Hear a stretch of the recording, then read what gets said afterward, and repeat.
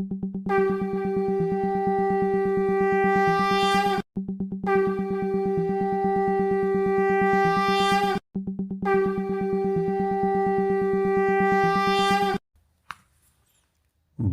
पुरुषोत्तम।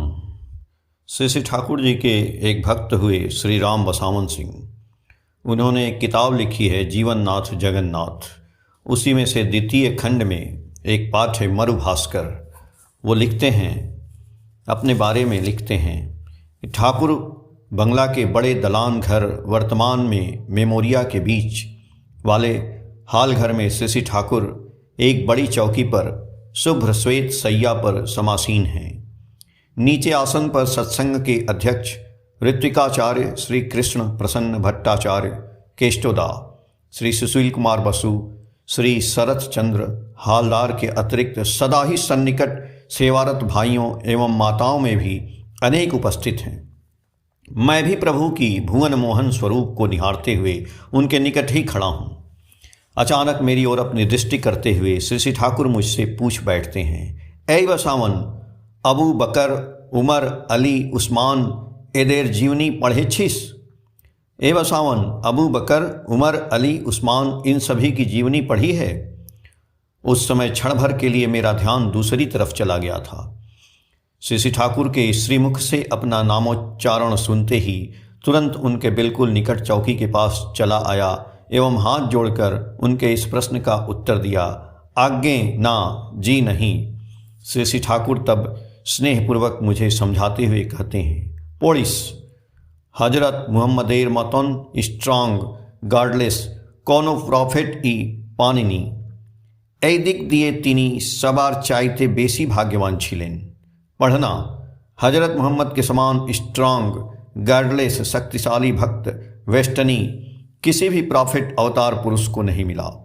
इस दृष्टिकोण से वे अन्य सभी से अधिक भाग्यशाली थे। मैंने हाथ जोड़े हुए ही श्री श्री ठाकुर की बातें सुनी तथा मन ही मन व्याकुल हो उठा पैगंबर हजरत मोहम्मद साहब के इन भक्तों के विषय में जानने के लिए, पढ़ने के लिए। किंतु अब समस्या है कि न मेरे पास और न मेरी जानकारी में किसी के पास ऐसी कोई पुस्तक है जिससे मैं उनके संबंध में जान सकूं या पढ़ सकूं। मैं हाथ जोड़े मन ही मन यही चिंता लिए दयाल ठाकुर के सामने ही खड़ा हूँ असहाय की तरह, और सोच रहा हूँ कि ऐसी पुस्तक अभी मुझे कहाँ मिलेगी। किंतु प्रभु की करुणा अपरंपार है। वे ऐसा कोई भी आदेश किसी को भी कभी नहीं देते हैं जिसके पालन करने की व्यवस्था भी वे स्वयं ही करके नहीं रख देते हों। आवश्यकता है तो केवल इस बात की कि उनके भक्त शिष्य सेवकों में उस आदेश को पालन करने के लिए आग्रहन मादना जिससे सर्वदा जागृत रहे। मैं उस क्षण की अपनी मन स्थिति के विषय में अधिक बातें तो नहीं कह सकता, केवल मात्र इतना ही कह सकता हूँ कि स्वयं परम दयाल ने अपने श्रीमुख से जब किसी भी अन्य पैगंबर या अवतार पुरुष का नाम न लेकर हजरत मोहम्मद का ही नाम लिया, और वह भी उस अर्थ में कि उत्सर्ग प्राण भक्तों के मामले में वे किसी भी अवतार या पैगंबर से अधिक भाग्यशाली थे, तब उनकी इस बात ने मुझे अबू बकर, उमर, अली, उस्मान के विषय में जानने की उत्कंठा में कितना बेचैन कर दिया होगा। मैं किस प्रकार उत्साहित हो उठा इसका अनुमान कोई भी सहज ही लगा सकते हैं। किंतु समस्या है कि ऐसी पुस्तक अब मुझे कहाँ मिलेगी। किंतु इसके लिए अधिक देर तक मुझे इंतजार भी नहीं करना पड़ा। परम दयाल की दया तत्क्षण मुझ पर होती है एवं सामने ही बैठे शरतदा मुझसे कहते हैं कि उनके पास एक पुस्तक है मरु भास्कर, उनके पास से वह लेकर मैं जिससे पढ़ लूँ।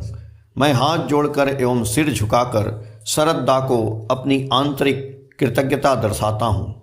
मुझे उस वक्त लगा जैसे मुँह मांगा कोई वरदान मुझको मिल गया हो। उसी दिन शरतदा यति आश्रम में जाकर वहाँ वे रहा करते थे। मुझे वह पुस्तक देते हैं तथा संभाल कर रखने एवं पढ़ने के लिए कहते हैं। शुष्क कंठ पिपासु की तरह मैं भी उस पुस्तक को पढ़ने में इधर उधर की सारी बातों से बेखबर हो गया। जहाँ तक स्मरण आ रहा है, 1-2 दिन के अंदर ही सारी पुस्तक पढ़ डाली। पुस्तक पढ़ने के क्रम में मेरे मन की क्या अवस्था रही उसे भाषा में व्यक्त करना आज मेरे लिए अति कठिन है। श्री ठाकुर के ही श्री चरणाश्रित होने के बाद प्रायः संसार के अधिकांश पैगंबरों अवतार पुरुषों के जीवन वृत्तांत पढ़ने एवं जानने का सौभाग्य मुझे मिला था तथा उन सबको पढ़कर साध्यानुपातिक समझकर उन सभी के प्रति मेरी श्रद्धा भक्ति मेरी दीक्षा पूर्व अवस्था की अपेक्षा जो कितनी गुनी बढ़ गई है इसे कहने की आवश्यकता नहीं है। प्रार्थना करता हूँ परम दयाल के श्री चरणार वृंद में उन सभी के प्रति मेरी ऐसे ही आंतरिकता भक्तिभाव एवं श्रद्धा प्रेम युक्त स्वच्छ धारणा कभी भी जिससे क्षीण नहीं हो मलिन नहीं हो। मरुभास्कर पढ़ने के बाद एक विशेष अनुभूति मुझे होती है। प्रेरित पुरुषोत्तम पैगंबर या पूर्वावतारगण के जीवन वृत्तांत में अलौकिक घटनावली जगह जगह पर प्रायः ही देखने को मिल जाती हैं जिन्हें मैंने स्वयं ही पढ़ा एवं सुना है। इस प्रकार की अलौकिक घटनाओं की आलोचना करने की मैं कल्पना भी नहीं कर सकता, बल्कि दृढ़ता सहित कह सकता हूँ एवं सर्वदा यही कहता रहूँगा कि प्रामाणिक पुस्तकों की ये सारी घटनावली सारे प्रकरण सत्य सार्थक एवं गूढ़ अर्थ को वहन करती हैं। परंतु मेरा प्रश्न अन्यत्र है। इन सभी अवतारों के इन सभी पैगंबरों के धराधाम पर आविर्भूत होने के पीछे वास्तविक कारण क्या है? आजीवन दुख कष्ट में रहकर भी सर्वदा संघर्ष में जीवन अतिवाहित करके भी कदम कदम पर अत्याचार अनाचार भ्रष्टाचार व्यभिचार विद्वेष कटुता पाखंड के विरुद्ध सफलतापूर्वक कठिन संग्राम करते हुए वे चलते हैं, तो आखिर किस उद्देश्य से? मनुष्य की सहज जीवन धारा व्यथा वेदना पीड़ा के साथ स्वयं को संयोजित किए चलते हैं। प्रीति ममता वात्सल्य की वारिधारा से प्रत्येक अंतःकरण को आप प्राण प्लावित किए रहते हैं, तो वास्तव में किस कारण से? क्या इसीलिए कि उनके महाप्रयाण के बाद हम सभी अपने इन जीवन स्वामी को अपने जीवन से निकाल कर विताड़ित कर देंगे? अपने चिंतन मनन आचरण चरित्र से उन्हें निर्वासित कर मंदिर मस्जिद गिरजा आदि में ही बंद करके उन्हें रुलाएंगे, उन पर अत्याचार करेंगे?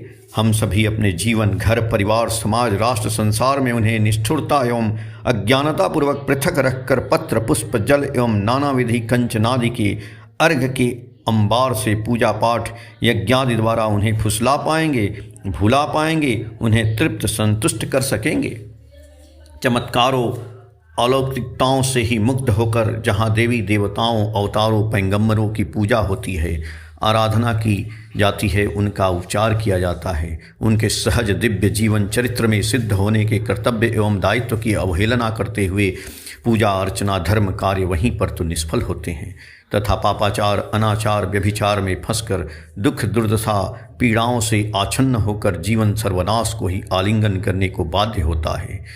इन्हीं सब बातों का ख्याल करते हुए मरुभास्कर पुस्तक पढ़ने के बाद जिस विशेष बात पर मेरा ध्यान आकर्षित हुआ वह यह कि हजरत मोहम्मद साहब के दिव्य जीवन वृत्तांत में एवं उनके प्रति अबू बकर उमर अली उस्मान आदि वीर भक्त सेवकों के अपूर्व वीरता एवं अनुपम बलिदानी समर्पण तथा श्रद्धा भक्ति भरे जीवन की अनेक अविस्मरणीय रोमांचक घटनावली में क्वचित ही चमत्कार या अलौकिकता की बात आई है।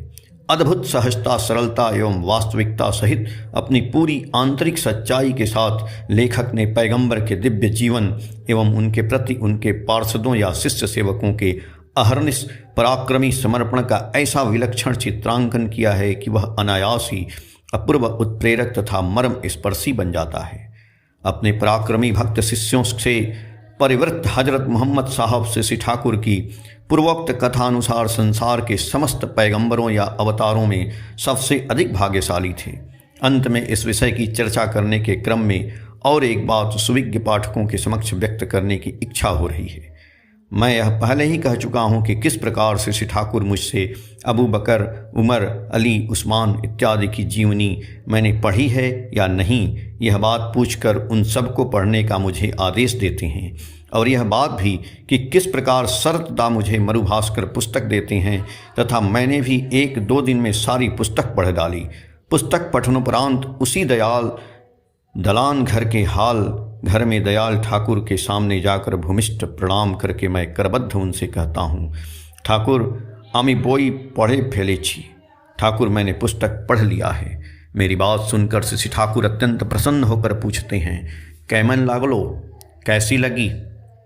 मैं कुछ आवेश में ही भाव विवल होकर कहता हूँ, ठाकुर एक कुरुक्षेत्रेर कथा पढ़े बा ताझे ने भगवान श्री कृष्ण के आम्रा कैमन आश्चर्य होए देखी तो तत्वज्ञ ज्ञानी भक्त ताके कृष्णस्तु भगवान स्वयं बोलेन और এই বই পড়ে तो मने है যেন हजरत मुहम्मदेर तो पदे पदे कुरुक्षेत्र।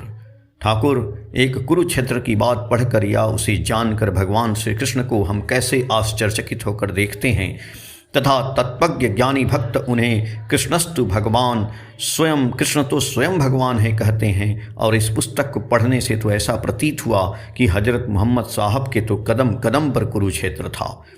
मेरे मुंह से यह बात सुनते ही श्री ठाकुर के श्री मुखमंडल पर भावावेश का एक दिव्य लोक जैसे चमक उठता है और वे आनंद विह्वल होकर मुझसे बोल उठते हैं, देख देख लोके की सब कोय और सत्य कथा की। देखो देखो लोग क्या सब बोलते हैं, परंतु सच्ची बात क्या है। मैं उस समय अपने अश्रुसिक्त नयन लिए रुद्ध कंठ में मात्र इतना ही बोल पाता हूँ, आगे जी हाँ। और यह अंतिम बात बोलते बोलते श्री ठाकुर के सम्मुख मैं सिर झुका लेता हूँ। मेरी आँखों से आंसू बहने लगते हैं। दयाल ठाकुर अंत में मुझसे कहते हैं, भालो भाबिबे 44, ठीक से चलना। मरु भास्कर, पेज नंबर 175, 176, 177, 178, 179, जीवननाथ जगन्नाथ द्वितीय खंड से। जय गुरु।